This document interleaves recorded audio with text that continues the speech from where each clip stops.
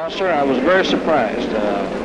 I've never met a better group of boys in my life. For many years, fans thought every secret of Elvis Presley had already been discovered. But when his old army locker was finally opened, what was inside left everyone speechless.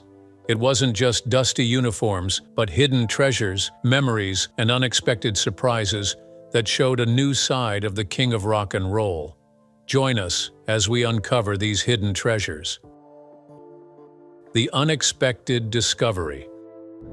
At the very height of his fame, Elvis Presley was suddenly called to serve in the United States Army, and the world watched closely. Army life.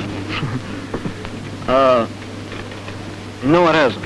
It hasn't changed my mind. People expected the superstar to be treated differently, but instead he carried out his duties just like every other soldier. After finishing his basic training and first posting in Texas, he was sent overseas in October of 1958. His new home was Germany, and it was there, far away from the flashing cameras, that he met the young woman who would later become his wife, Priscilla Beaulieu. He remained stationed there until March of 1960, living a life completely different from the glamorous one he had left behind. Years later, a special exhibit called Private Presley revealed the hidden treasures from this chapter of his life. On display were his worn fatigues, his sharp dress uniforms, his heavy army footlocker, and the suitcases he traveled with. Each item carried a story, but there were also personal pieces that stirred emotions even more deeply. Among them was the jacket he wore at a Graceland press conference in 1960, when he returned home after his service.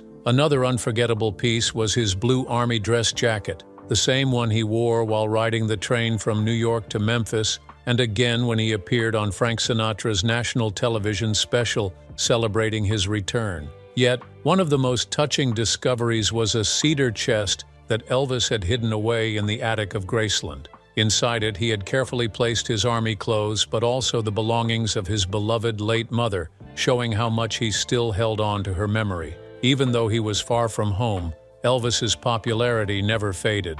The songs he had recorded before leaving continued to be released, and even a film he completed before induction was promoted to keep his image alive. His manager, the ever-scheming Colonel Tom Parker, made sure that Elvis's fame only grew while he was away. There was a big knock on my door about an hour after I'd gone to bed. And I woke up and it was Tom Hewlett knocking. When his 18 months in Germany finally ended, Elvis quickly stepped back into the spotlight, returning to the studio and film sets. By 1961, he performed 3 benefit concerts, but after that he did not face a live audience again until 1968. That long-awaited return came with a television special that reminded the world why he was called the King of Rock and Roll. The show, broadcast by NBC, brought Elvis back to his true roots as a performer and pulled in nearly half of all television viewers at the time. It became one of the highest-rated specials of the season and reignited his career in a way no one could ignore. But perhaps the most shocking item connected to his army years was something incredibly personal: his own hair. When Elvis arrived at Fort Chaffee, Arkansas, on March 25, 1958, he sat down in a barber's chair for the haircut that echoed around the world. The sight of his famous locks falling to the floor became history, and today the very barbershop stands as a museum dedicated to that moment. A lock of that hair, saved from the induction, found its way into a contest held by the Tulsa World newspaper. The prize went to a high school girl who had written that the best way the Army could use Elvis was by letting him prove that love for country must always come first. Her words won her a lock of Elvis's hair, a black and white photo of him mid-haircut, and newspaper clippings of that unforgettable day. She kept them safe with a handwritten letter describing how she received them, and eventually they were framed to museum standards with a brass plaque for authenticity. This one lock of hair, tied forever to the day Elvis left his glamorous image behind to become a soldier, has grown into a priceless artifact. Collectors today see it as a treasure, since owning a piece of a legendary figure has only become more valuable over time. From uniforms and jackets to a cedar chest filled with memories of his mother, and even strands of hair from his induction, the contents tied to Elvis Presley's Army years prove that behind the star the world adored was also a man with heart, duty, and private treasures no one expected to find. However, as the king of pop with a huge legacy, there's still a lot to be unveiled about him. Revealing the man behind the legend. There was a time when fans thought they had seen every side of Elvis Presley, but Graceland proved them wrong with a special showcase that brought his world back to life in the sweetest detail. One of the most striking collections was the Elvis '68 display, where the outfits that defined his legendary television comeback were placed for everyone to admire. The dazzling white suit he wore while closing the show with "If I Can Dream" stood proudly next to the sleek black suit he wore during the lively club scenes. Even the wristband that matched his famous leather outfit, now part of the permanent Graceland collection, was displayed. To make the story complete, a red vest from his promotional photos and original papers tied to the special things like tickets, photographs, and the original script were all carefully preserved. A timeline of the United States in 1968 was added too, giving visitors a chance to step into the world Elvis was living in during that unforgettable year. The VIP tour was then expanded to give fans something even more magical. Those who joined were treated to a front-row experience with new displays never revealed before. This tour not only offered all-day access to the Graceland Mansion, Elvis Presley Automobile Museum, Lisa Marie Airplane, and his famous jumpsuit collection, but also allowed fans to enjoy both the Elvis '68 and Private Presley exhibits without waiting in long lines. Sole ownership over Graceland and the personal effects of Elvis inside. So what happens to the mansion? Along the way, rare treasures told stories that made visitors feel closer to Elvis than ever before. Among the most touching parts of this journey was a set of photographs few people knew existed. In 1955, when Elvis was still chasing his dream, his family could not afford professional portraits. That changed when a Memphis photographer, William Spears, captured Elvis in his very first photo shoot. For the first time, the original proofs from that session were displayed, complete with Elvis's own handwritten notes marking which ones he liked best. The collection also offered a glimpse of Elvis as a teenager long before the fame. His Hume's high school diploma, his graduation tassel from the class of 1953, and the yearbooks from those school days painted a picture of the boy he once was. Visitors could almost imagine the shy young Elvis walking down the halls, unaware of the legend he would become. The personal side of his life was brought forward as well, showing the deed to Graceland, which Elvis had lovingly given to his parents, and pieces from his everyday wardrobe. Not stage costumes, but the outfits he wore when he sat down to dinner with family or relaxed quietly at home. These clothes were set inside a replica of his private dressing room upstairs, letting people see him not just as a star, but as a man. Adding even more warmth to the tour was the chance to view the actual living room furniture from the Palm Springs hideaway, where Elvis and Priscilla spent their honeymoon. For the first time, fans could stand before the very chairs and tables that once held the laughter of their early days as husband and wife. And then there was the barn behind Graceland, a place rarely open to visitors. From that hidden space came new treasures that told of Elvis's love for horses. His personal saddle, his chaps, and other riding gear were shown, alongside details about the horses that still roam the grounds today. Each piece carried the feeling of a man who found joy not just in music, but in the quiet moments he spent riding across the fields of his home. Now, for a better understanding, let's explore some parts of his home that we never knew about. Elvis' secret closet. And a lawyer is revealing new details about the alleged plot to steal Graceland, Elvis Presley's famous estate. Elvis Presley's home, Graceland, was never just a beautiful house. It was the center of his world, filled with the people he cared about the most. His family, childhood friends, and the close crew who worked with him came and went as if it was their second home. The rooms echoed with voices, laughter, and constant activity, creating a warm and lively atmosphere that was very different from the polished image the public saw on stage or in glossy magazines. Through the brightest years of his career, Graceland stood beside him as a witness to countless milestones. It was the place where he celebrated the thrill of new gold records, rehearsed for important television appearances, and prepared for movie roles that later became part of his legacy. This house wasn't just shelter, it was a mirror of his personality, bold, playful, and endlessly creative. He loved decorating in unusual ways, turning every room into a story of its own with colors and designs that revealed more about him than words ever could. Among the most talked about rooms was the jungle-inspired den.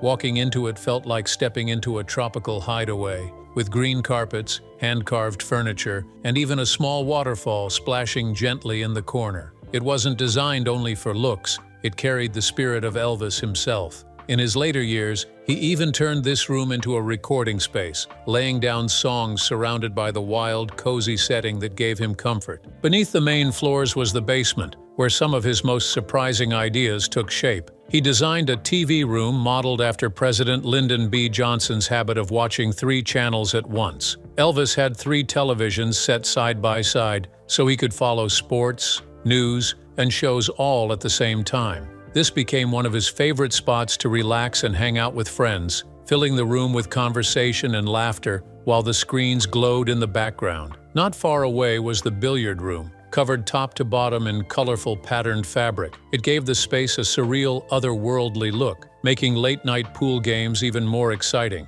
Elvis's competitive edge always came alive there, as he played each game determined to win. Another part of the mansion told the story of his achievements in sparkling detail. The trophy hall was lined with walls of gold and platinum records, costumes from his movies, and awards of every kind. Walking through it was like following his journey step by step, from a humble boy in Tupelo to one of the most famous performers the world had ever known. But beyond the showy displays, the house carried something much deeper. Inside those walls, Elvis was not a superstar but a son, a father, a friend, and a dreamer. Here, he could put aside the pressures of fame and simply be himself, surrounded by the people who loved him for who he truly was. Yet even in such an open and lively home, there were secrets few ever knew about. Tucked away upstairs was a private closet that remained closed for decades. For years it was untouched, part of the mystery of his upstairs sanctuary. When it was finally opened,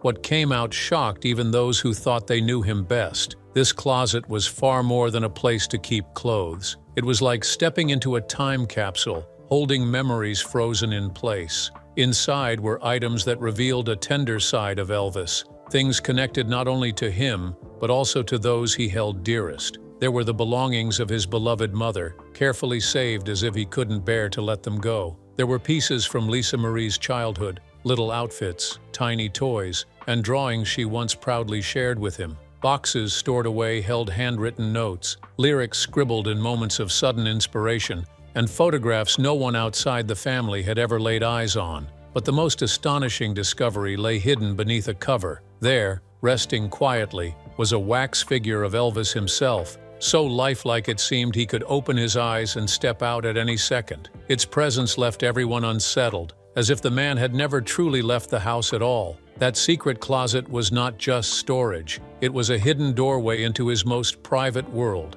Every item inside carried echoes of his heart, reminding those who found them that behind the legend stood a man who clung to his memories just like anyone else. And while Graceland became the perfect stage for Elvis's story, what made it even more remarkable was that he was not its first owner. The history of the mansion before he bought it played a major role in why he chose it over countless other houses. The way he transformed it into his own sanctuary is one of the most fascinating parts of the Graceland story.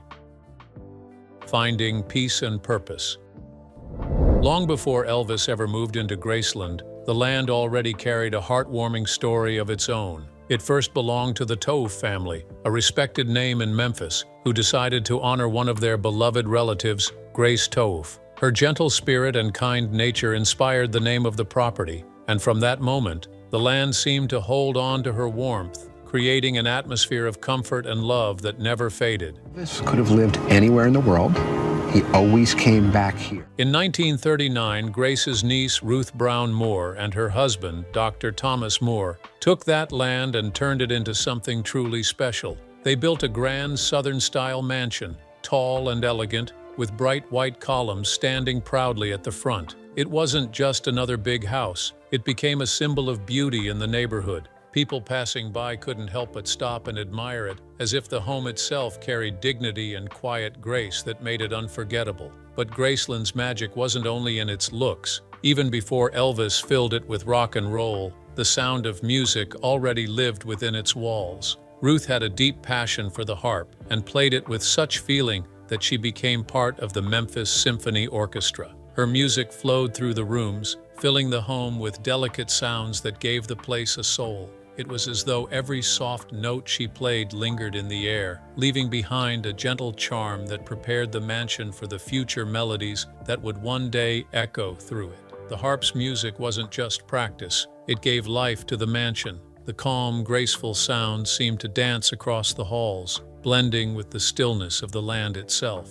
Years later, when Elvis brought in his powerful, exciting sound, it didn't erase Ruth's soft tunes. Instead, it layered on top, creating a new chapter in the mansion's musical story. What had once been a home for classical music transformed into the stage for the bold rhythms of rock and roll, yet both carried the same heartbeat of passion. The land back then was even larger than it is today. Instead of the 13 acres Elvis owned, it stretched across 500 acres of wide, open space. It had the feeling of freedom, the kind of place where dreams could grow as big as the land itself. Maybe that was why it felt so right for Elvis. He could have bought anywhere, but something about this property seemed to call out to him. There was already music hidden in its walls, and perhaps he felt that invisible connection the first moment he stepped on the grounds, a bond between the quiet melodies of the past and the groundbreaking songs he was about to share with the world. Over the years, much of the wide land that once stretched around Graceland was sold off, but the heart of the estate never changed. The main house, with its front porch, tall old trees, and wide lawns, remained untouched. It kept its charm, its warmth, and the spirit of family and creativity that had always lived there. When Elvis arrived, he didn't take that away. Instead, he added even more energy to it, breathing life into its walls while still protecting its gentle soul. The very first moment Elvis saw Graceland, it wasn't just the size or elegance of the mansion that pulled him in.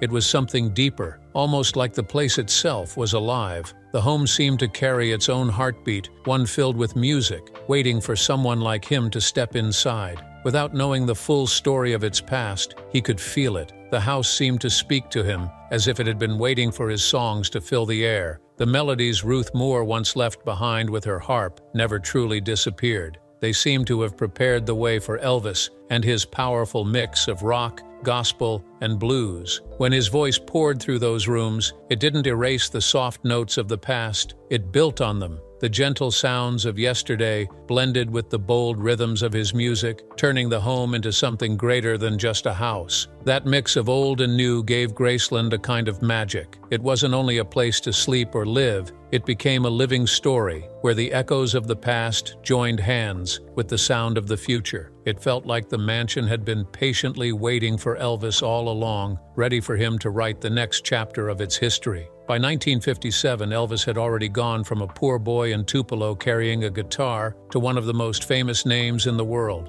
His voice was on every radio, his movies played in theaters, and crowds of fans rushed to see him everywhere he went. But even with all that success, something inside him was missing. The fame that gave him everything had also stolen his quiet. What he longed for most wasn't more money or more applause, it was peace. At just 22, he found that peace in Graceland. The calm of the neighborhood, the open lawns, and the quiet of the air gave him the safe escape he didn't even realize he needed. It wasn't about the mansion's beauty or its grand design. It was about the stillness that wrapped around it, the feeling of safety that made him believe this was the place he had been searching for. For $12,500, an enormous sum for someone who had once delivered appliances and driven trucks, Elvis made it his own.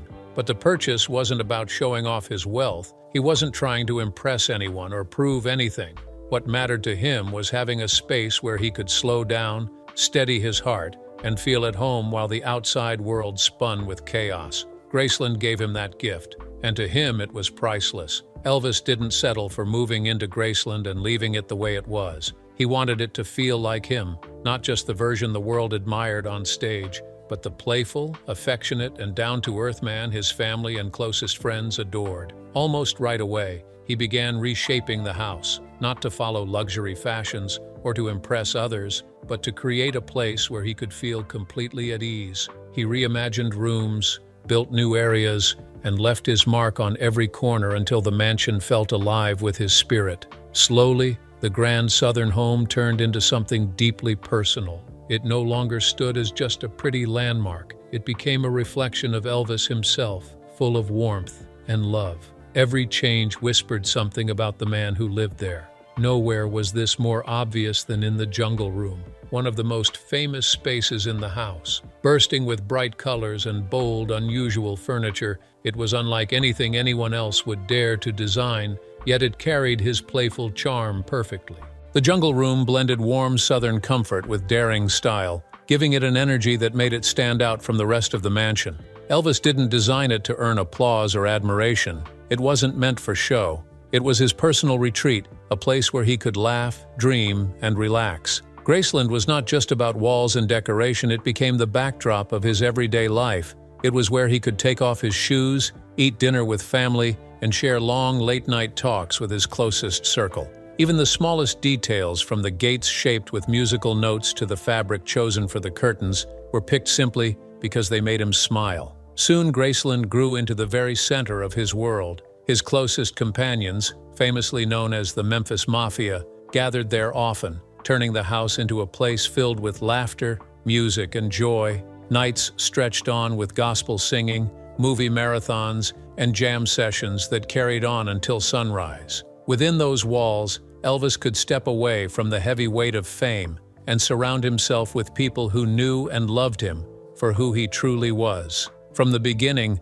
what Elvis wanted wasn't luxury or to prove his success. What he needed most was a place that would keep him grounded, where he could remain the caring son, loyal friend, and dreamer he had always been. Graceland gave him that freedom. Piece by piece, he shaped it into a home that carried his essence in every corner. Every room told its own story, every detail reflected his joy. It wasn't just a mansion anymore. It became the safe place where Elvis could finally just be himself. The locked heart of Graceland.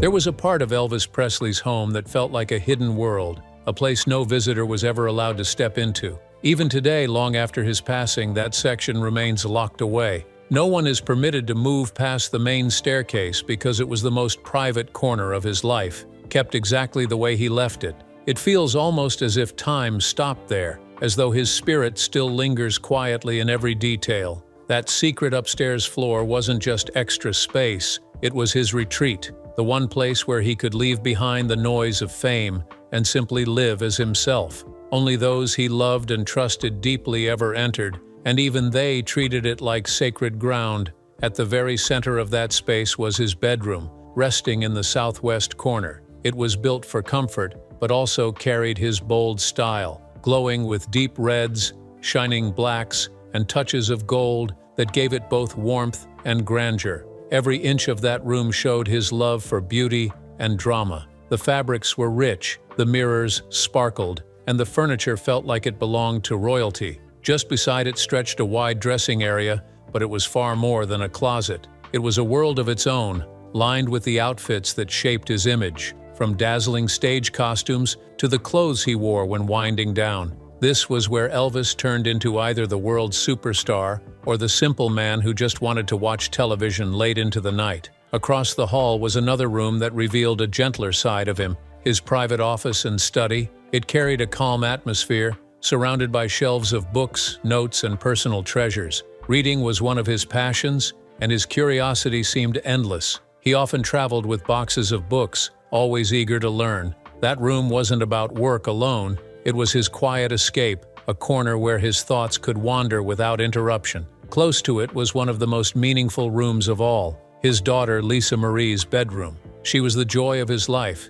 and her space reflected the love he poured into being her father. Bright and cheerful, it wasn't just where she slept, but where she played, laughed, and shared little moments with him that meant more than anything else. It showed a tender side of Elvis the world rarely got to see, the gentle father who found happiness in his daughter's smile. But that same floor carried a shadow of sorrow. The bathroom where his life ended in 1977 has remained untouched ever since. Out of respect, everything inside was left just as it was that day, not for display, but as a quiet tribute to the private life he guarded so carefully. Friends who had been upstairs often remembered how cold it always felt there. His close friend Lamar Fike once said it was so chilly it felt like stepping into a freezer. Heavy curtains, dim lighting, and dark, rich fabrics wrapped the rooms in a hushed, almost secretive comfort. Reds, blacks, and golds ran through the space, colors that mirrored Elvis's fiery spirit and dramatic taste.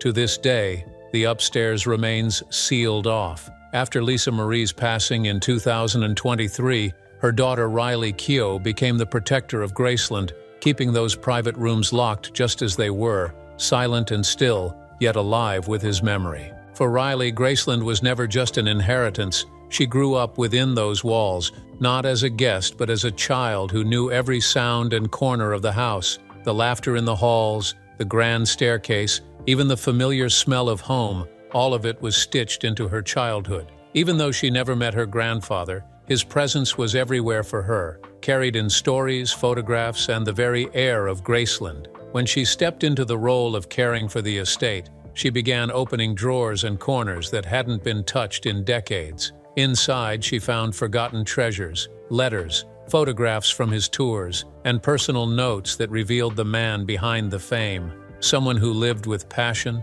and loved deeply. One of the most touching discoveries came in the form of a small black box. Inside were items that looked simple to outsiders, but carried enormous weight for the family. An expired credit card, a comb with strands of his hair, and small objects he once kept in his pocket were found inside. To them, these weren't ordinary things. They were priceless traces of his everyday life, frozen pieces of time. What struck Riley the most was how perfectly preserved his private world was. The red velvet, glittering mirrors, golden accents, and even the television at the foot of his bed all stood just as he left them. It felt as though he had only stepped out for a moment and might return at any second. With what you already know, do you think there are things yet to be unveiled about Presley? Let's hear from you in the comments. Remember to hit the like button and subscribe. Thanks for watching. See you in the next video.